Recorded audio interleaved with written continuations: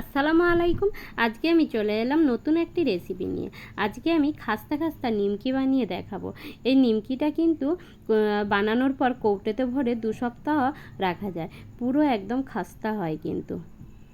এই যে দেখুন কত সুন্দর খাস্তা হয়েছে। তো স্কিপ না করে ফুল ভিডিও দেখার অনুরোধ থাকলো।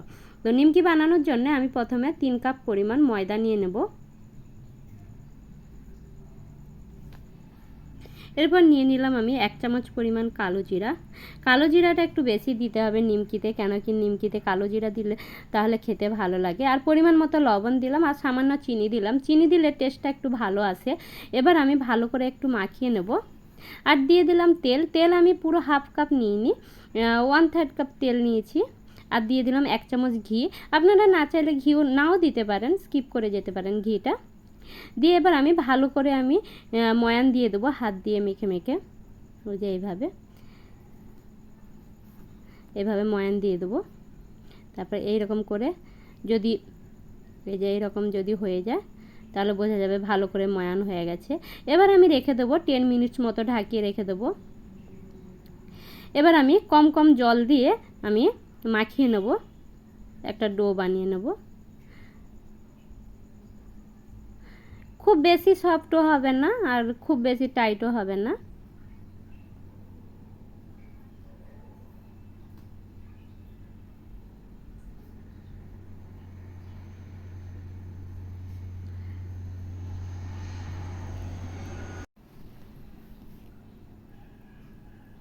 এইভাবে কম কম জল দিয়ে আমি ভালো করে মথে নেব। এই যে ডো আমাদের রেডি।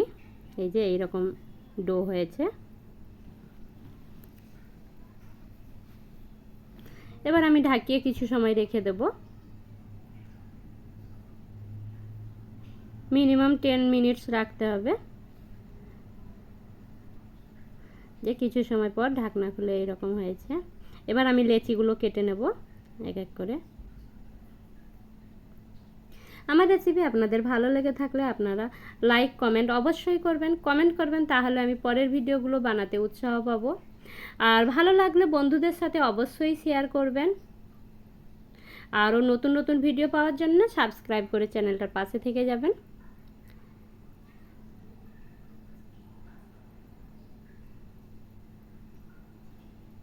এই যে এইভাবে আমি সবগুলো ডো বানিয়ে নিয়েছি। এবার আমি বেলে নেব রুটির মতো। সামান্য পরিমাণ ময়দা দিয়ে দেব। ময়দা খুব বেশি দিতে হবে না।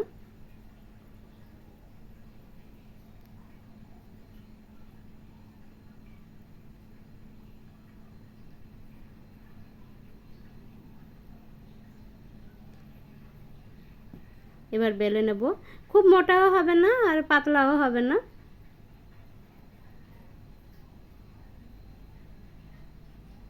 এই যে এইরকম হবে।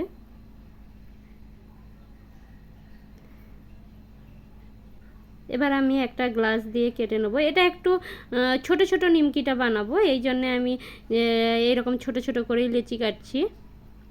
আপনারা যে যেমন শেপ দিতে পারেন। এটা মিনি নিমকি হবে, তো এই জন্য ছোট ছোট বানাচ্ছি। এবার এই মাঝখানে এগুলো অন্যটার সাথে আমি মিলিয়ে আবার বানিয়ে নেব, ফেলা যাবে না। এবার মাঝখানে এরকম হাত দিয়ে একটু চেপে নেব। এবার এইগুলো সাইডগুলো হালকা হালকা করে একটু চেপে নেব।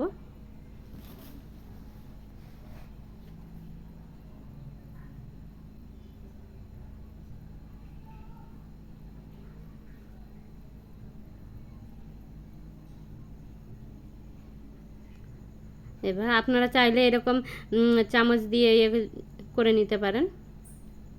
এরকম ফুটো ফুটো করে নিলেও ভালো হয়।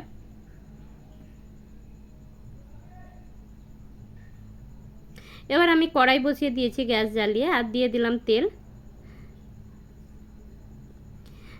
তেল হালকা গরম হলে এবার আমি নিমকিগুলো ছেড়ে দেব।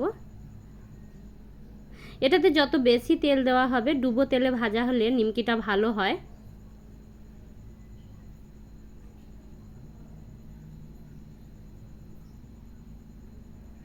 তেলে যাতে নিমকিগুলো ডুবে থাকে। পুরো ব্রাউন কালার করে ভেজে নিতে হবে, মিডিয়াম ফ্লেমেই ভাজতে হবে।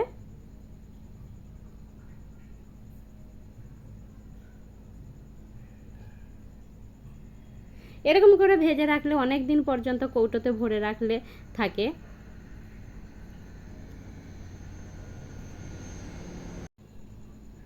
এই যে কত সুন্দর হয়েছে নিমকিগুলো, একদম খাস্তা নিমকি। একবার আপনারা বাড়িতে ট্রাই করুন, দেখবেন সবার পছন্দ হবে কিন্তু।